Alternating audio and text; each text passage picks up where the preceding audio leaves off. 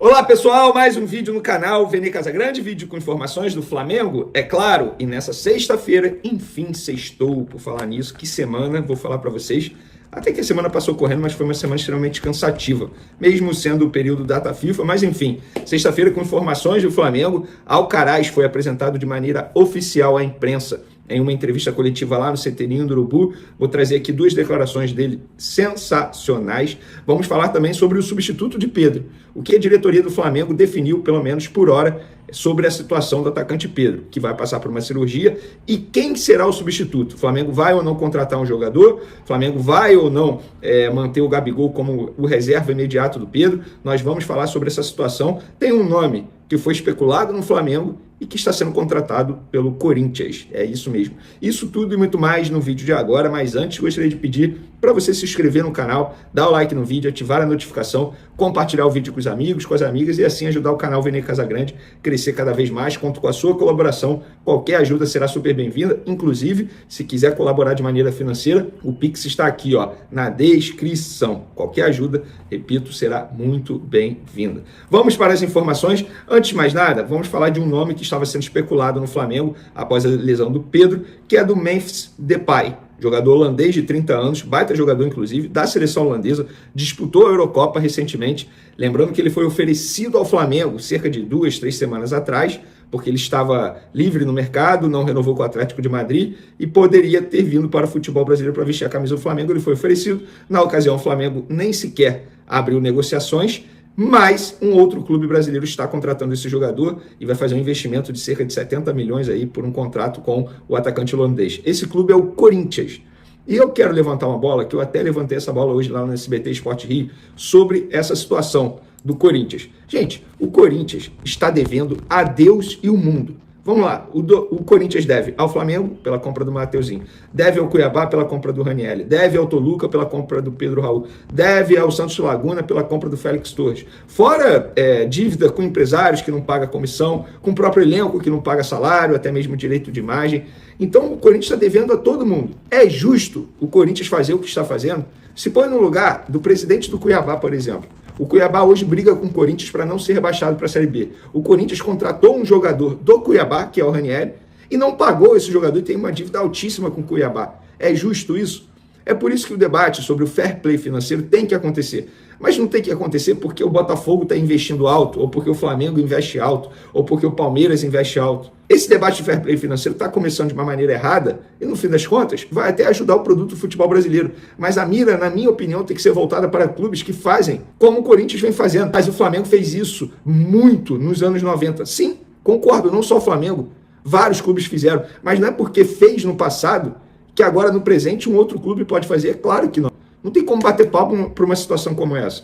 Não é justo. Acho que o debate do fair play financeiro tem que ter. Repito, mas não porque o Flamengo investe alto. O Flamengo é um clube hoje com a saúde financeira muito boa, que fez um trabalho a longo prazo. Começou em 2013, ainda na gestão Eduardo Bandeira de Mello, e hoje está colhendo frutos. O Palmeiras também fez todo um trabalho certinho, financeiro, para poder chegar ao nível que está hoje. O Botafogo se tornou SAF. O John Texel, o que ele faz, não está fora da lei. Ele está investindo mais do que o Botafogo arrecada? Beleza, mas é o grupo dele. Ele não está fazendo nada fora da lei. Depois que tiver uma lei regulamentada no país, aí sim ele não vai poder mais fazer. Agora, o fair play financeiro tem que ter para evitar casos como o Corinthians é um bom exemplo. É um baita case de sucesso ou insucesso. Eu prefiro usar a palavra insucesso, porque eu não acho isso sucesso. Pelo contrário. Não acho nem um pouco justo. Dito isso, vamos dar continuidade ao nosso vídeo. Lembrando que o Flamengo vai acionar a FIFA, na verdade já acionou a FIFA para ter indenização por conta da lesão do Pedro. Isso também é outro debate que eu acho que já deveria ter tido. O Flamengo não tem que acionar a FIFA. A CBF deveria ter o bom senso de entrar em contato com o Flamengo e falar: vem cá, olha só, qual é o prejuízo de vocês com o Pedro aí em relação ao salário? Vamos fazer um acordo aqui, eu pago a metade, mas vocês acham que vai partir da CBF? É claro que não. Isso é utopia total. Eu acho que tem que ter uma lei que obriga a federação, no caso a CBF, poderia ser a Federação Uruguaia, a Federação Chilena, a pagar, a custear, pelo menos parte do prejuízo financeiro, porque o prejuízo técnico não tem como medir isso. Quem hoje pode substituir o Pedro no futebol sul-americano? Ninguém no time do Flamengo. Agora, não acho justo o Flamengo, além de ter um prejuízo técnico, também ter um prejuízo financeiro, porque durante esse tempo todo que o jogador vai ficar longe dos gramados, é o Flamengo que vai pagar o salário dele. Ou seja, a CBF vem, usa o jogador e depois devolve aí, toma. Agora, toma que o filho é seu. Não acho isso justo também. São dois assuntos que a gente deveria falar bastante aqui no futebol brasileiro, mas ninguém fala. Na verdade, ninguém quer ajudar ninguém, é cada um olhando para o seu próprio nariz. Inclusive deve ter clube comemorando a lesão do Pedro, porque o Flamengo fica enfraquecido na briga por título, né? Sejamos francos, eu não duvido nada que isso esteja acontecendo. Vamos falar do Alcaraz, que é um reforço mais caro da história do Flamengo, investiu 20 milhões de dólares para contratar esse jogador, e ele foi apresentado hoje de maneira oficial à imprensa, e ao falar sobre suas características, o Alcaraz, ele fez uma comparação com um jogador já do Flamengo, com De La Cruz. Olha o que ele falou: gosto muito de jogar pelo meio, gosto sempre de ir ao ataque. Sou um pouco parecido com o Nico De La Cruz, que também gosta de ir muito para frente. Sempre que boto a camiseta, vou deixar 100% ou mais. Tenho muita garra, não gosto de perder. Realmente nos treinos e nos jogos tenho um temperamento muito forte. Sempre gosto de ganhar. Creio que isso vai me ajudar a aportar muito à equipe. Gostei disso.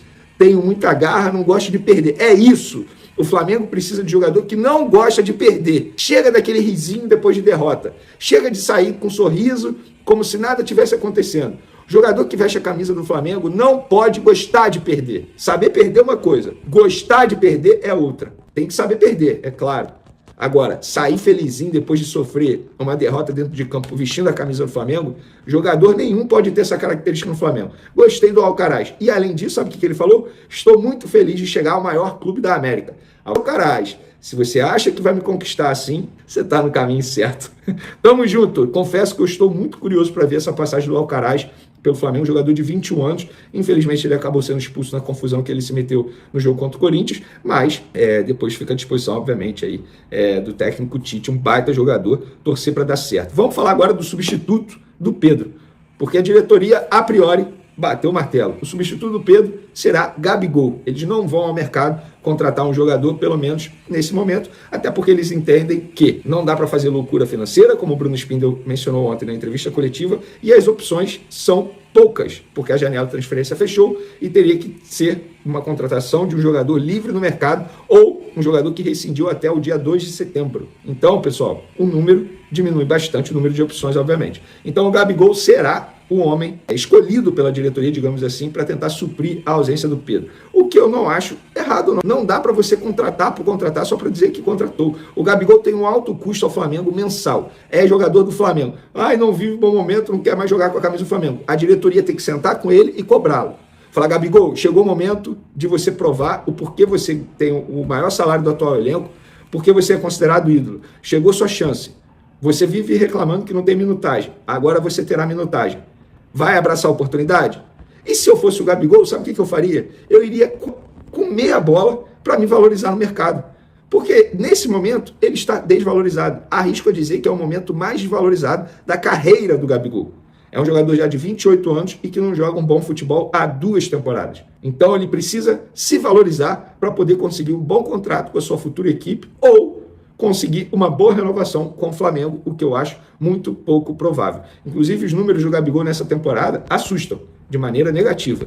Vamos lá, números de Gabigol pelo Flamengo em 24 jogos, apenas 3 como titular, 4 gols e 1 assistência. Lembrando que ele, inclusive, perdeu pênalti contra o Vasco lá no Campeonato Carioca. Chegou o momento do Gabigol provar que sim, ele pode dar a volta por cima. Se vai continuar no Flamengo em 2025 ou não, eu não sei.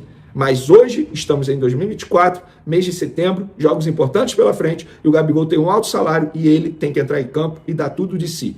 Está vestindo a camisa do Flamengo. Não tem importância maior do que essa. É a camisa do Flamengo. Precisa de estímulo maior que isso? É claro que não. É a camisa do Flamengo. E apesar de todas as besteiras que o Gabigol fez fora das 4 linhas, muitos torcedores, inclusive a maioria, ainda apoiam o atual camisa 9 rubro-negro. Dito isso, galera, beijo pra vocês, um abraço. Lembrando que hoje, sexta-feira, tem jogo da Seleção Brasileira. Vou fazer minha fezinha lá na KTO, melhor site de apostas esportivas do Brasil. Lá você encontra as melhores odds, os melhores mercados. Final de semana, sem jogo, o Flamengo só volta a campo no dia 12 de setembro. Valeu, tamo junto, até o próximo vídeo.